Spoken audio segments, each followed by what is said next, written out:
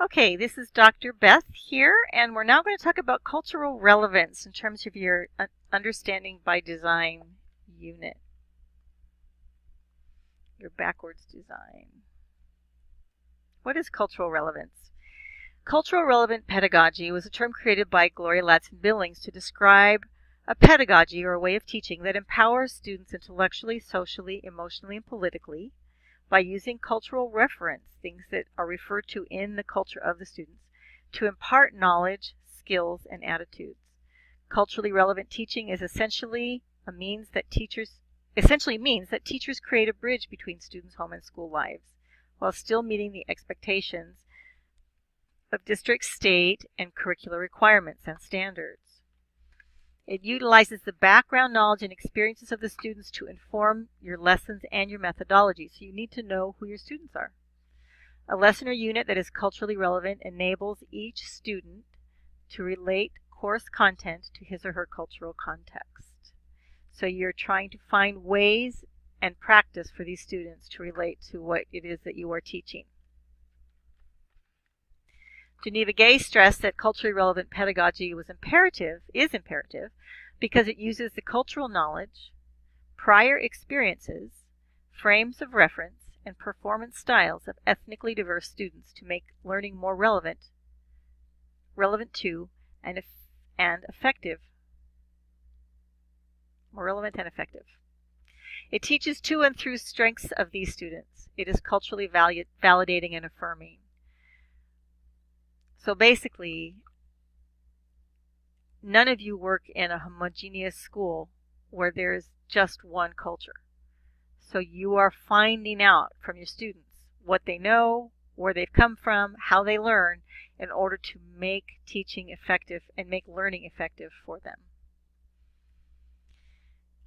As we mentioned in the first installment, in the first screencast, that culturally relevant pedagogy really has to relate to students' lives. It has to be relative to real-world situations, responsive to cultural learning styles, outcome-based. How are you learning it?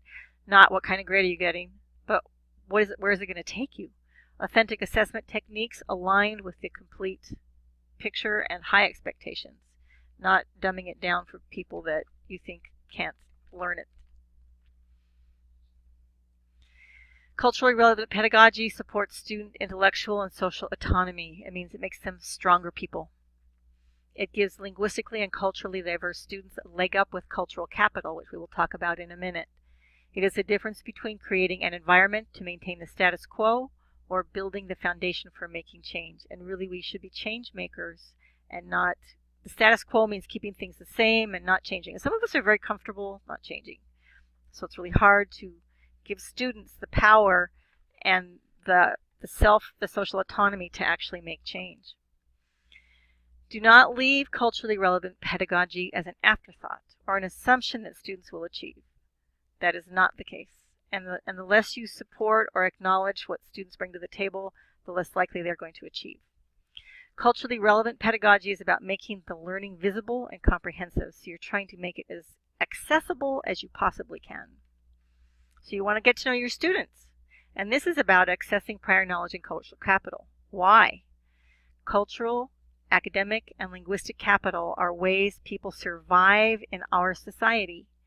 When they come from different cultures and different school systems and speak different languages, they don't have our cultural capital.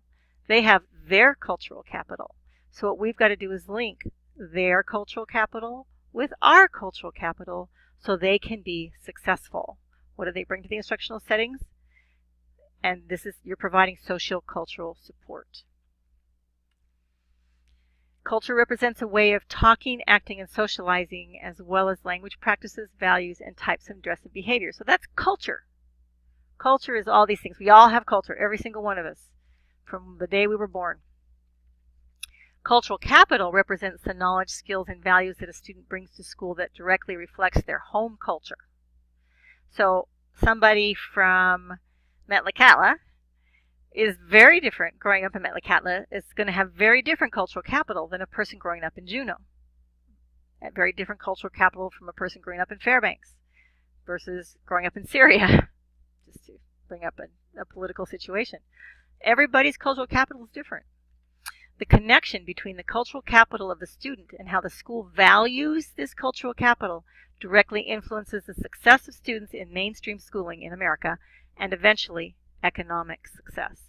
So your job, our job as teachers, is to make sure they either that we provide students a new set of cultural capital or access to it so they can use it themselves. So some ideas to get to know your students: family brochures, personal museums, interviews, questionnaires. You want to get at the cultural and the academic and the linguistic cultural capital that students bring, because that is where you're going to make your links to their learning. So creating culturally responsive, inclusive classrooms, you're going to conduct a self-assessment, what your beliefs are. It's really important to be self-aware.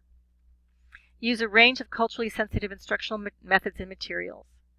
Some examples are explicit strategic instruction, interdisciplinary units, which is what you're working on right now, instructional scaffolding, which is what you're working on right now, journal writing, and open-ended projects.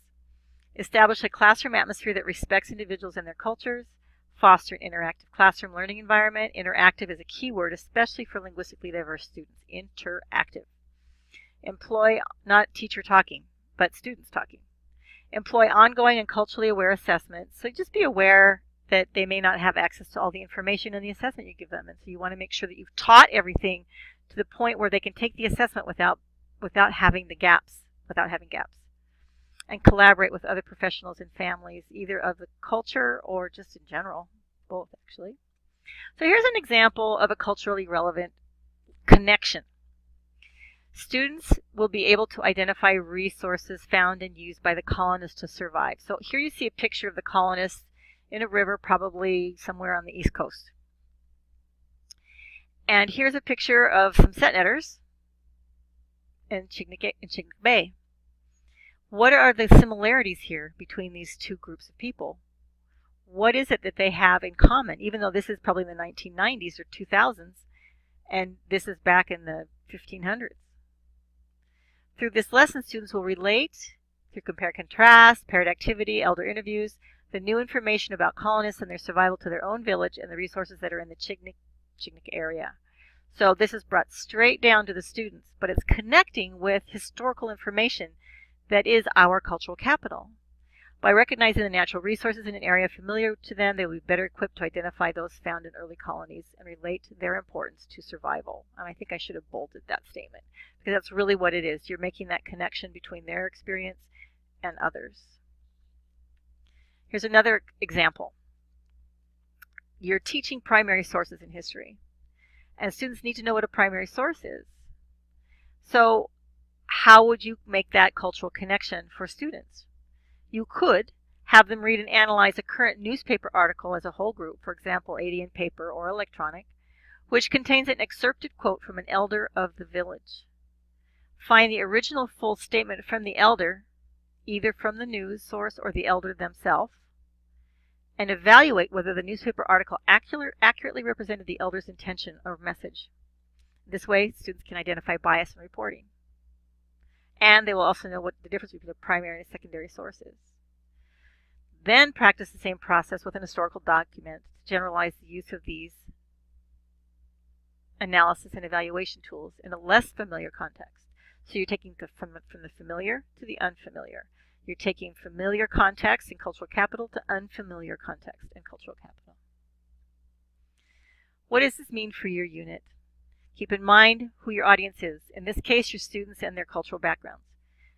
Know that your students can and want to learn. Know that their parents and community members are tremendous resources for you. Know your own cultural backgrounds and biases. And know how you plan to get students to connect with unfamiliar content. Go from familiar to unfamiliar. And you can think of other things. There's a resource for you, Alaska Native Knowledge Network. I want you to notice that they have a variety of lesson plans that you can actually access that might support a lesson that you're teaching. And they have a handbook for science curriculum. Most of what they have is for science. So you have here two references that have links for you to refer to if you're interested in reading further. there's so much information online and that's accessible and meaningful. So your next steps for Module 5 and for the cultural capital and cultural relevant pedagogy will be for you to apply this material to your UBD lessons in Module 8. So what we're doing is we're scaffolding this information so that you can use it to apply when you look at differentiation in your lesson plans for the unit. So what you're going to do now is add notes to your note-taking graphic organizer. It's a template, and I'll just show you where that is, based on the information from this PowerPoint presentation and the related Module 5 material. You'll post the Module 5 section of your note-taking graphic organizer to the discussion forum. So the whole template will be posted, but only the Module 5 will be completed. And then the rest of your Module 5 assignment for the unit will be posted to your assignment Dropbox by the date on the course schedule. You'll complete the checking for understanding for Module 5 and the reading response. You, of course, are permitted revisions if it's submitted on time, and please don't submit your assignments by email. So now what I want to do is show you where the note-taking graphic organizer is, which is here on the main page of ED 621B, and it looks like this. And the section you're going to be completing are numbers 1 through 4, and you're putting your notes and comments in this column, but you're adding it mindfully and thoughtfully. I really am not looking for bullets. I'm looking for full thoughts and descriptions. I mean, it's not going to be an essay, but that you will be able to apply then when you're starting to think about how you're making your pedagogy relevant for students and as you're designing your unit. So just this section. So you complete these 4, knowing the rest of this will be for a later time. So Module 6 later, Module 8 later. And right now you're just doing Module 5. And in Module 5 itself, you're going to find the video which you're already watching, and then for culturally responsive pedagogy, there are the slides for the module that are this presentation, an article that is I'd like you to read, and then some thoughts from your classmates that I think you'll find engaging and thought-provoking. So with that, I will set you off to your work for Module 5.